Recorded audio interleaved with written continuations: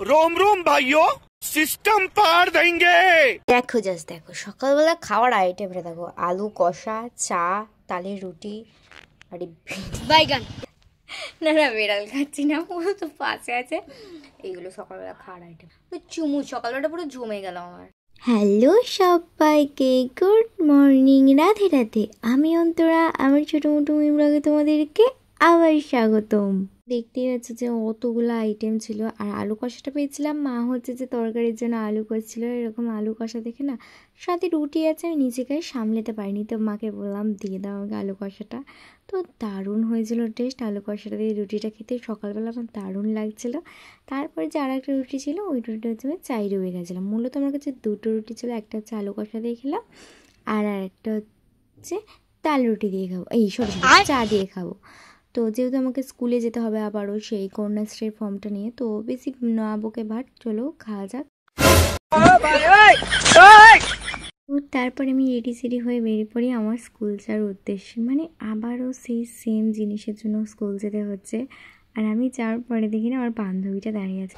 দেখো গাইজ, আমি কিন্তু অনেকক্ষণ আগে রেডি হয়ে গেছি, বাট আমার বান্ধবী আসতে লেট করেছে, এইখানে আমার কোনো দোষ নাই, ঠিক আছে। তো তারপরে আমাদেরকে বসিয়ে দিয়ে না, যে দাদাটা কাজটা করবে সে অন্য কোনো কাজ করছিলো, তো এই ফাঁকে আমি একটু ভিডিওটা করে নিচ্ছিলাম। তারপরে কাজের ফলাফল না পেয়ে আমরা চলে আসি তিনতলাতে, মানে যেটা আর কি পরে বলছি।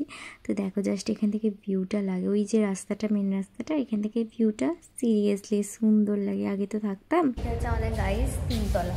এটা মানে বলতে গেলে এটা আমাদের কমন রুম। তো বহু বছর আগে আমি কমন রুম এসেছিলাম, এখন আর আসার কোনো বার্তা নাই। এটা হচ্ছে কথা, তো আবার কবে আগে জানি। তো স্কুল থেকে বেরিয়ে চলে যায় এবিসি আইডিটা করার জন্য। দেখেছো রোদটা, বাট কপালটা এত ফাটা যে কোনো দুটো কাজের মধ্যে একটা কাজও হয়নি। তো চারো সব বাদ দাও, তারপর বাড়ি এসে আমি মিষ্টি মুখ করে নিয়েছিলাম, মিষ্টিটা খেতে দারুণ ছিল।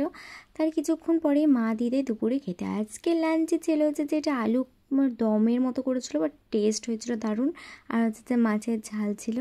আর জানো তো এরকম লেবু আর নুন চিপে খেতে আমার কতটা দারুণ লাগে। তো খাওয়ার পর তুমি জাস্ট দেখো তোমরা যে কেমন নুনটা কালার চেঞ্জ করে নিচ্ছে। আমি তো ভাই দেখে অবাক হয়ে গেছিলাম, কেমন ধারা কালার হয়ে গেছিলো। তারপর ইনি এসেছিলো, এনাকে একটু আদর করে দিয়েছিলাম। আর জানো তো আমি যখন বিকালে রিলস করছিলাম না, আমার রিলস করতে করতে খিদে পেয়ে গেছিলো।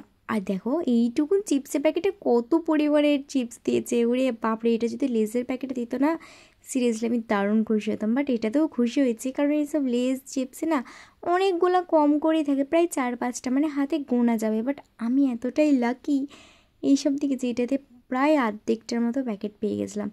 আর যাই হোক না তাই হোক, খেতে কিন্তু তার হচ্ছে আমাকে ঝাড় দিতে হবে। এইটা এখানে দেখো রিং লাইট ফিং লাইট সব কিছুই পড়ে আছে, আমি এখনও কিছুই গোছাইনি। বাট কাজ মানে এরকম সেজে গুজে আমাকে রিলস করতে, সেজে গুজে বলছে কিছু না, কাজলটা চোখে রয়ে গেছে।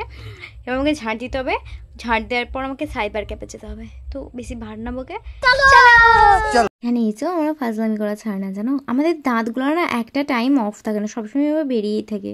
তো বাড়ি আসার সময় সন্ধে হয়ে গেছে, আমাকে ফেলে দিয়ে দাঁড়া, আমার সাথে সাথে যাবি, দাঁড়া দাঁড়া দাঁড়া দাঁড়া। তারপরে ওনাকে একটা রুটি খেতে দিয়ে সন্ধেবেলায় শুয়ে থাকি, দিয়ে শুনি যে ভাইয়ের পায়ে নাকি এরকম লেগে গেছে, মানে ফুটবল খেলতে গিয়ে লেগে গেছে, মুখটা দেখেছে জাস্ট। তারপর মা মুড়ি মেখেছিলো, মুড়ি মাখা খেয়ে আমি ঘুমিয়ে গিয়েছিলাম, আর ঘুমানোর পরেই ক্লিপটা নেওয়া। তো আপাতত এই পর্যন্তই, দেখা যায় নেক্সট কোনো মিম লাগে, ততক্ষণের জন্য সবাইকে রাধে রাধে।